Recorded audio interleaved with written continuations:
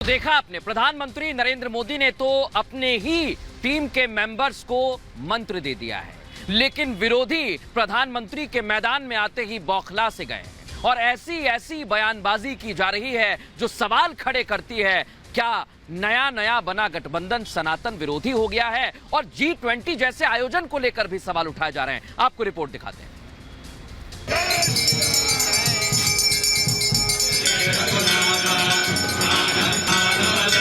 जय महाकाल।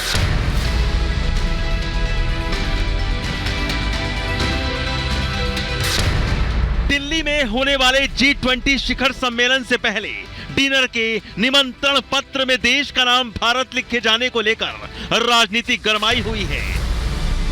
इस मुद्दे पर पक्ष विपक्ष आमने सामने हैं। देश का नाम भारत और इंडिया को लेकर रार छिड़ी है, लेकिन G20 पर विपक्ष की बौखलाहट भी सामने आ रही है। जहां भारत इतने बड़े शिखर सम्मेलन की मेजबानी कर रहा है, भारत के लिए गर्व का पल है, तो विपक्ष इस पर भी सियासत कर रहा है। G20 के बारे में ये कहा जाता है वन फैमिली, ठीक है, लेकिन जो कह रहा है उसके कोई खानदान है क्या? सोच लीजिए, उनके पास एक फैमिली है क्या? सुनो, ये जिसने ये कहा है उसको मालूम नहीं कि हमारा खानदान क्या होता है। प्रधानमंत्री जी का खानदान पूरा देश है। ये लोग तो खानदानवादी लोग हैं, जो खानदान को चलाना चाहते हैं, जो भ्रष्टाचार के सहारे चलने वाले, जो खानदानवाद और तुष्टीकरण की नीति को अपनाने वाले, इनको क्या मालूम है सनातन से, क्या मालूम है खानदान से? हम तो वन नेचर वन कल्चर, हमारा एक प्रकृति संस्कृति और प्रगति, हम इसको साथ लेके चलने वाले लोग हैं। तो वहीं दूसरी तरफ डीएमके सरकार में तमिलनाडु के मंत्री उदयनिधि स्टालिन के सनातन धर्म पर दिए विवादित बयान के बाद से बीजेपी समेत हिंदू धर्मगुरु हमलावर हैं।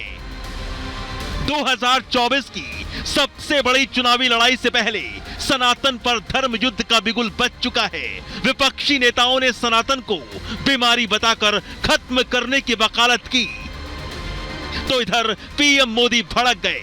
कैबिनेट की मीटिंग में अपने मंत्रियों को दो टूक कह दिया कि सनातन पर वार करने वालों पर करारा प्रहार हो, जिसके बाद से बीजेपी और भी हमलावर हो गई है।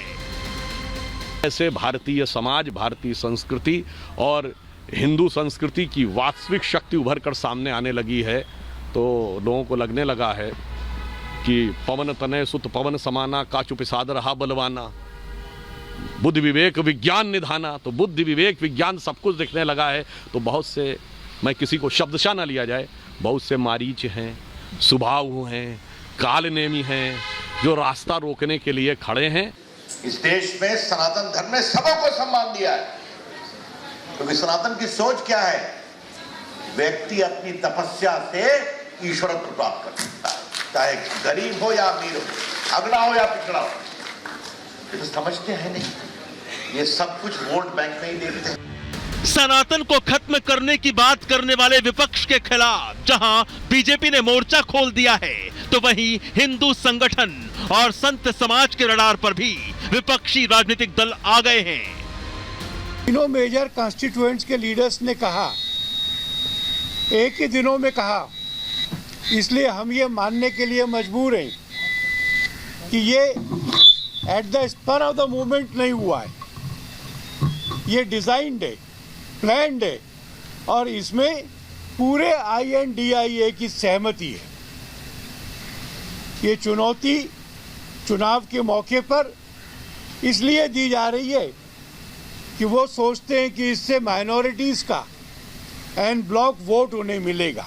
स्टालिन ने जो हिंदू सनातन के खिलाफ बोला है, और जो विषय ही था सनातन उन्मूलन कार्यक्रम, तो निश्चित रूप से ये एक आतंकी सोच है, यह एक विघटनकारी सोच है जो देश और भारत के लिए बिल्कुल उचित नहीं है। इसलिए ऐसे नफरती गैंग के खिलाफ कठोर कार्रवाई होनी चाहिए। मोदी हराओ एजेंडे पर तैयार हुआ विपक्षी गठबंधन। एक तरफ सनातन का अपमान तो दूसरी तरफ G20 समिट पर सियासत करने पर उतारू है, लेकिन मोदी के मैदान में उतरने के बाद विरोधी और बौखला गए हैं, क्योंकि मोदी अब देश और सनातन के सम्मान के लिए मैदान में उतर गए हैं। Bureau report, Republic Bharat.